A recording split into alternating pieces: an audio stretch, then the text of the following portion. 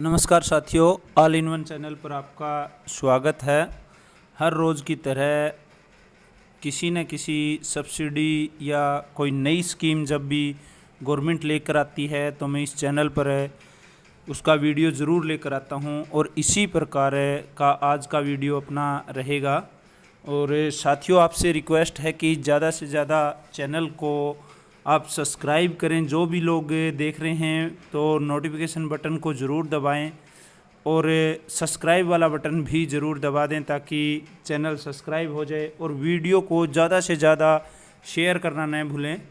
आज का अपना विषय रहेगा असंगठित श्रमिकों जो कार्ड बनाने के लिए हरियाणा सरकार एक प्रोजेक्ट लेकर आई है और आपका ये कार्ड कहाँ बनेगा, कौन कौन ये कार्ड बनवा सकते हैं और इसके क्या क्या लाभ रहेंगे और आपको क्या क्या डॉक्यूमेंट लेके जाने हैं अपने सीएससी सेंटर पे और कैसे ये आपका काम करेगा, आपको क्या क्या लाभ मिलेगा। तो सबसे पहले हम शुरुआत करते हैं। साथियों, वीडियो को आप आगे भेजना न भूलें, ज़रूर भेजें। ये रहेगा national database of unrecognised worker. Unrecognised जो शब्द लिखा है, असंगठित जो लिखा है, उस शब्द में बहुत कुछ लिख दिया इन्होंने। ऐसे मजदूर, ऐसे कामगार, ऐसे छोटे किसान, वो सब इसमें आएंगे जो आयकर दाता नहीं हैं, यानी उनकी रिटर्न फाइल नहीं भर रहे हैं या इनकम टैक्स वाली फ़ाइल वो नहीं अप्लाई कर रहे हैं, वो किसान इसमें आएंगे। और जो संगठित मजदूर वो होता है, संगठित का अर्थ समझिए जो किसी कंपनी में काम कर रहा हो, प्राइवेट सेक्टर में काम कर रहा हो, गवर्नमेंट सेक्टर में कहीं काम कर रहा हो, रेगुलर उसकी तनख्वाह आ रही हो और वो इनकम टैक्स के दायरे में आ रही हो। अगर इनकम टैक्स के दायरे में उसकी तनख्वाह नहीं आ रही है तो वो असंगठित मजदूर के रूप में ही गिना जाएगा। अब देखना इसमें आता कौन कौन है, इसके आगे फ़ायदे हम गिनेंगे। देखिए, कोई मज़दूर हो, बढ़ई का काम कर रहा हो, मटके वगैरह बनाने का काम कर रहा हो, नाई का काम कर रहा हो, दुकान हो, किसान, छोटे और मंझले किसान इसमें आएंगे।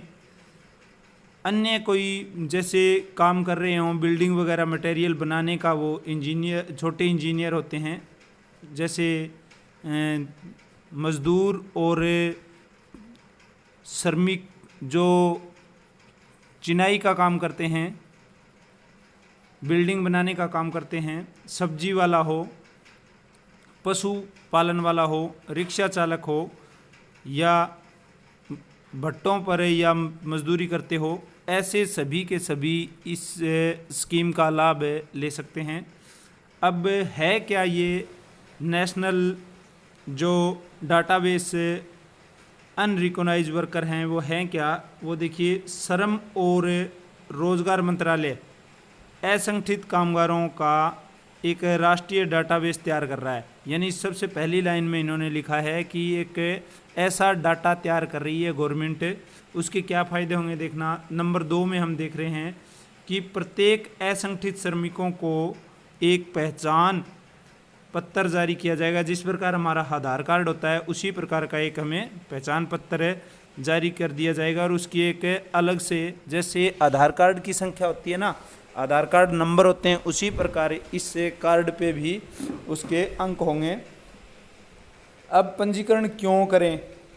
सबसे बड़ा प्रश्न यही होता है कि हम पंजीकरण क्यों करें। तो इसका लाभ देखिए, असंगठित जो मजदूर होंगे या श्रमिक होंगे को सामाजिक सुरक्षा, सामाजिक सुरक्षा मतलब हमें जो पुलिस से सहायता मिलती है, फौज से मिलती है, न्याय से मिलती है, न्यायालय से मिलती है, यानी इस प्रकार की सुरक्षाएं जो सामाजिक रूप से सबको हमें कानून के दायरे में लेके आती है और हमें असामाजिक तत्वों से बचाती है। कल्याणकारी जो योजनाएं होती हैं, जैसे तनख्वाह देती है, बुढ़ापा पेंशन देती है या कोई विधवा पेंशन मिलती है, उन सभी योजनाओं का लाभ, और कुछ ऐसी जो गरीब की बेटी की शादी में काम आते हैं या मज़दूर को उसके औजार मिलते हैं, वो कल्याणकारी योजनाएं होती हैं।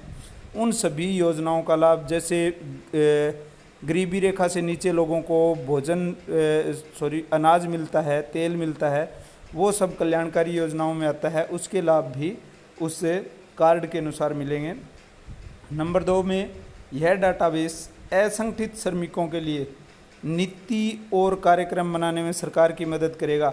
यानी ये जो डाटा तैयार होगा आपका इस कार्ड के माध्यम से, उससे गवर्नमेंट ये पहचान लेगी कि असंगठित जो श्रमिक हैं वो संख्या में इतने हैं और इन पर ये काम किया जाए ताकि ऐसी नीतियां बनाई जाए ताकि इनका उभार किया जा सके। नंबर 3 अनौपचारिक क्षेत्र। अनौपचारिक क्षेत्र मतलब अपना गांव होता है उस जहां पर काम नहीं होते हैं। कई बार क्या होता है कि गांव में काम नहीं होता, वो औपचारिक क्षेत्र मतलब फैक्ट्री वगैरह में चले जाते हैं, भट्टों पर चले जाते हैं, काम करने के लिए शहर में चले जाते हैं, उसको औपचारिक क्षेत्र कहा जाता है। श्रमिकों की आवाजाही वहाँ पर आना जाना और इसके विपरीत इसके उल्टे उनके व्यवसाय, जो असंगठित मजदूर का व्यवसाय होता है उस पर कौशल विकास, उसका हाथ का कितना कामगार है उस पर नज़र रखेगी गवर्नमेंट।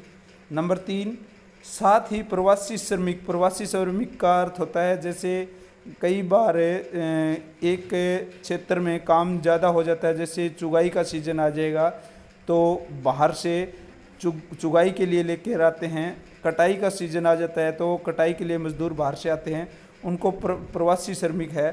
उनके लिए कार्यस्थल को ट्रैक करना यानी उनको ढूंढ कर बताना कि इस क्षेत्र में इस समय वहाँ काम चलेगा और आप वहाँ पर चले जाइए, और उन्हें अधिक रोजगार के अवसर प्रदान करने के लिए और इस डाटाबेस से उन लोगों को जो काम नहीं मिलता है उनको उनके काम वाले स्थान तक पहुंचाने में गवर्नमेंट सहयोग करेगी। इस डाटाबेस के आधार पर मंत्रालयों, सरकारों द्वारा सामाजिक सुरक्षा योजनाओं को लागू किया जाएगा। यानी ये जो डाटाबेस आपका तैयार हो जाएगा डाटा, उससे सरकार सामाजिक सुरक्षा की जितनी भी योजनाएं बनाती हैं उनका डाटा तैयार कर देगी। सबसे अंतिम जो ये है NDUW के तहत जो पंजीकृत होगा श्रमिक, उसका PM सुरक्षा बीमा योजना यानी जो 12 रुपये वाला जो आपका बीमा है वो फ्री किया जाएगा 1 साल के लिए। इसकी पात्रता क्या है, देखिए कौन इसमें ये करवा सकता है, एलिजिबल कौन है, तो वो है 16 साल से 59 साल के बीच में उम्र होनी चाहिए। यानी जिस व्यक्ति की उम्र 16 साल से 59 साल के बीच में है। नंबर 2 वह आयकरदाता नहीं होना चाहिए।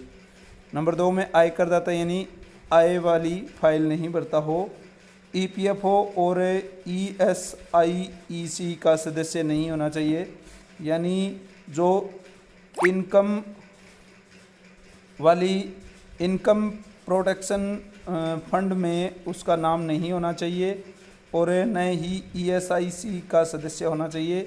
असंगठित श्रमिक श्रेणियों में काम करना चाहिए। अब नंबर 2 पर हमें देखते हैं कि इसमें आता कौन कौन है। इसमें वो सदस्य आते हैं, देखिए 16 से 59 साल के छोटे किसान, यानी छोटे किसान हैं वो भी इसमें आएंगे, मजदूर भी इसमें आएंगे, पशुपालक भी इसमें आएंगे, घर में काम करने वाले भी रहेंगे, रेडी वाले आएंगे, ऑटो ड्राइवर आएंगे, मनरेगा के वर्कर आएंगे, आशा वर्कर आएगी, बढ़ई, नाई, सब्जी बेचने वाला, अखबार बांटने वाला, रिक्शा चलाने वाला, गली में सामान बेचने वाला, दूध बेचने वाला या छोटे किसान आदि इस कार्ड को बनवा सकते हैं। कार्ड के लिए ज़रूरी क्या है, देखिए सबसे पहले उसका आधार कार्ड हो जो उसका फ़ोन नंबर से जुड़ा होना चाहिए। सबसे बड़ी बात ये देखना, अपना आधार कार्ड फ़ोन नंबर से जुड़वा लेना, फ़ोन नंबर से लिंक होना चाहिए।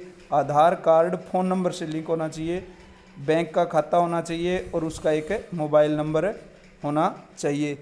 नेक्स्ट इसकी क्या शर्तें रहेंगी, ऐसा आपका श्रमिक कार्ड होगा।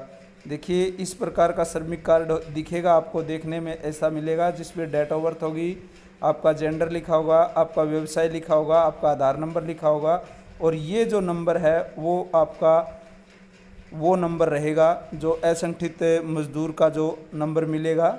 अब इसमें और कुछ भी है, यानी आपका मैंडेटरी क्या रहेगा, देखिए आपका KYC वाला आधार कार्ड का अर्थ है आपकी OTP उस आधार कार्ड से आपके फ़ोन पे चली जानी चाहिए।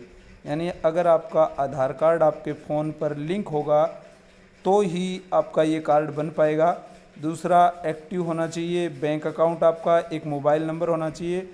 फिर आपकी जो भी शैक्षणिक जो योग्यताएं सर्टिफिकेट हैं, आपकी 10वीं 12वीं BA जो भी है, ITI वगैरह, वो आपके पास होने चाहिए। अगर हो सके तो आप अपना इनकम सर्टिफिकेट बनवा ले, ज़रूरी नहीं है ये।